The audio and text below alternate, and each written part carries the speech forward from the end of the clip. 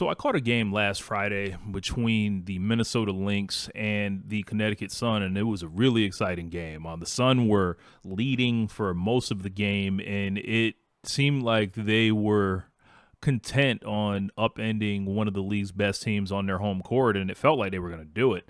And then, the fourth quarter came, and Napheesa Collier and the Minnesota Lynx just decided we are not letting this team that has not won a game do it against us. Marina Mabrey had been going crazy. Napheesa Collier, I think, has just run off with an incredible start, and I kind of want to talk about her in this video and the Lynx in general. Now, I know the Lynx have not played the strongest schedule thus far, as they've beat on the Chicago Sky. I believe the Sparks were down a few starters. They hammered the Dallas Wings, who have their own offensive challenges.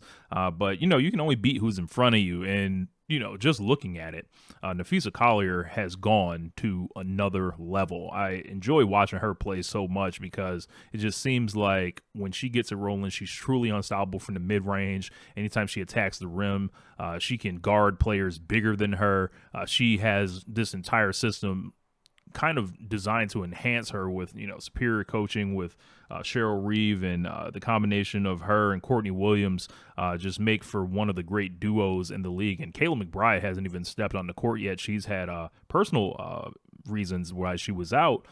They did miss Alana Smith for a game, who they did get back, and they've pulled over Jessica Shepard. I believe she was playing in Greece, if I'm not mistaken, and she's given them, I want to say maybe like 10 points and 8 boards a game, and lots of size. If there was one thing I think that kind of held up Minnesota last year in the finals was it was only Alana Smith trying to really battle beside Napheesa Collier in the post to try to, just be out there at a certain point. And Shepard definitely looks like a high quality player, but Collier, let's look at some of these stats here that we're looking at for this season. Just things I kind of like to look at for players. So let's just look at her main line. She's got 29 a game, 7.3 rebounds, 2 assists on 56% shooting, 93 from the line, 61% effective field goal percentage, 37 PER. I think the impressive thing here is the 29.5. Should that hold, that will even shatter what Asia Wilson did last year. We're looking at 2025, as I mentioned, that stat line there. Her numbers are a small sample size, but they're out of control thus far. I don't anticipate that she's going to shoot 53% from the three-point line, because that would be historic.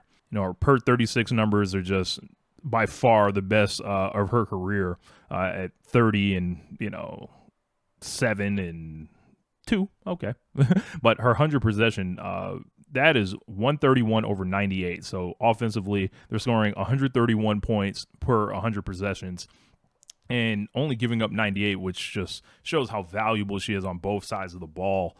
And I think that she is really motivated from last year and not winning that championship, being robbed of it flat out. I think we can kind of say that, and no disrespect to the New York Liberty, but man, that's a hard game to watch and not come to that conclusion when you see Sandy Brondello telling them to flop for calls, the commissioner of the league wearing the New York skyline dress. I know that kind of adds to the conspiracy for some folks, but I saw in Napheesa Collier during that series someone that just needed a tiny bit more help, and they could have gotten over the hump. She was so outgunned, and if they decide to approach the league how they're doing this year, we're going to be talking about them at the end of the year. We're going to be talking about Napheesa Collier with one of the great seasons in WNBA history. And quite frankly, maybe the GMs got it right when they said the Minnesota Lynx are perhaps the title favorites, and Collier was the favorite for MVP in their estimation. And let's take a look at that schedule that I was talking about. Like I said, Dallas Wings, LA Sparks, even with, Kelsey Plum, I don't think they're a top tier team or anything. Dallas Wings are pretty bad. Connecticut Sun. So they caught 3 teams that haven't won a game yet. They've got a big challenge on Tuesday, which is tomorrow as I record this, against Seattle Storm, who actually look like they have found something this year with that lineup with Nneka Ogwumike, kind of, a mid-tier team last year. But if they are going to, ascend, I look for them to kind of replace the Aces, who have been, who got the hell beat out of them on Seattle's home court by Seattle. And they were beating the Aces so bad that they even decided to put Dominique Malunga in the game. So how nice of them to come up with a development plan for the number 2 overall selection. But looking forward at Minnesota's, we'll take a look at how the how far the screen goes. So they've got the Storm, Mercury, Valkyries, Mercury, Wings, and Storm. So like they could really go up to they've only really got if you win 2 of those 3 tough games that you have here, you got the Storm, or 2 of those 4 games, and then just take care of business against the Wings and the Valkyries, you're off to like a 8-2 start there. So and I think the scariest thing about Minnesota is they don't even have Kayla McBride yet. So this is only even going to make Napheesa Collier's case for MVP even stronger. And I think she's been incredible. I enjoy watching her. And, if you haven't watched Collier, they tend to like not get as much attention last year. Maybe this year it is changing. I think that you will be very entertained by her style of play, her demeanor.